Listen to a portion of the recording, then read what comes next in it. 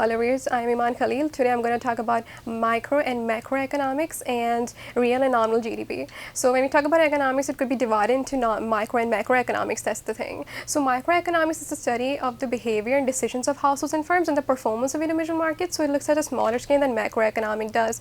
Macroeconomics is a study of the entire economy. So it's, let's say, a bit more interesting than microeconomics.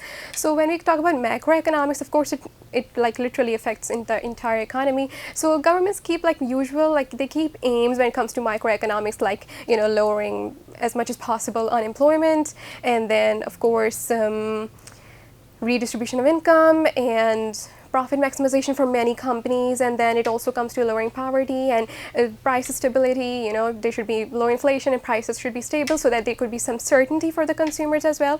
And then they also talk about balance of payments and stability, that imports and exports should be good. Imports shouldn't be so much so that the consumer, so that the country won't live beyond its means, and exports should be really good. So like, if you could see, Germany is a literally export-oriented economy, and though 2023 was a quite tough year for the world, some economies are not recovering literally, but they are being quite resilient. 2024 has seen a tremendous recovery in economy, not totally. I mean, the US still is recovering from its economic crisis, like we cannot say crisis, but something like, inflation, something like that. Germany is still going through some labor crisis. Now, first of all, labor reforms are quite important, as they are one of the supply side economies, and they increase the GDP, of course. Now, when it comes to the GDP, we look at nominal and real, because these are the words economists like to use: nominal and real. Nominal means not adjusted for inflation, whereas real means adjusted for inflation. So when I say nominal GDP, that means GDP at current market prices, and that is not adjusted for inflation.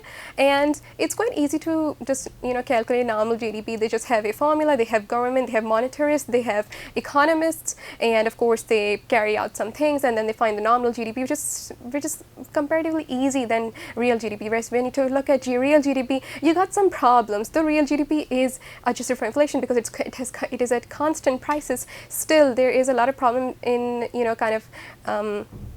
calculating real GDP due to some economic activity goes unrecorded.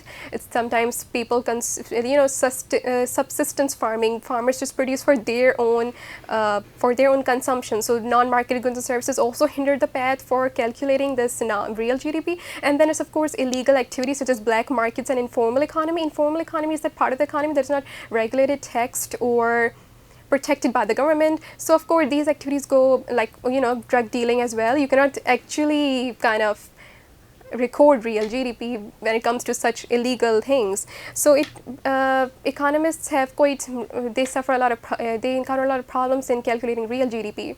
Now, when you look at all of this, real GDP is also something like, when you look at it, real GDP, nominal GDP, they always are. It's a matter of time. It depends upon like what kind of economic institution the government is following, whether it is economic system the government is following, whether it is a mixed economic system, whether it's a planned economic system, whether it's a market economic system. So a country that operates a market economic system is called a market economy or free enterprise economy. That is when the private sector takes the control and consumers determine what should be produced, and the resources are allocated through the price mechanism, and land and capital are privately owned. Whereas when you look at the planned economy, it's sometimes called, so a country that operates in a planned economic system, it is sometimes called a planned economy, or a centrally planned economy, or a collectivist economy, or a command economy. And that is when the public sector takes most of the control of government. So land and capital are they are not privately owned, they are state owned, and the resources they are allocated through directives, and there are a lot of SOEs and public corporations. But the only thing is, no matter what economic system there is, the education system of the country should be good no matter what. It's a mixed economic system. Mixed economic system is when both the public and private sector play an important role in the country's economy. It depends on education, because GDP means the output of the goods and services produced in a country in a year. So, and that can only be good if the people are educated. Like for instance, in Pakistan, unfortunately, it's not good because the economic system, the education system is not good.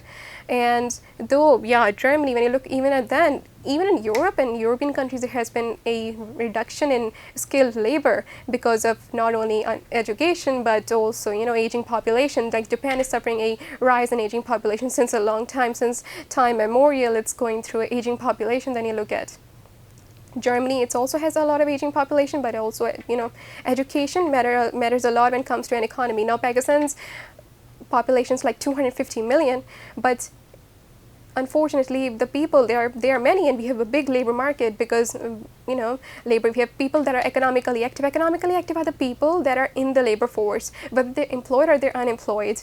And so we have a lot of those people. Pakistan has a young population, but unfortunately, they're not educated. But if they were, then Pakistan would like literally thrive. We're like, the biggest economy in the world, the U.S. And just like Japan and Germany and these things, so these things matter a lot. The economic system of the country should be good, whereas the education matters more. And so well, that's it for now. Thank you for watching.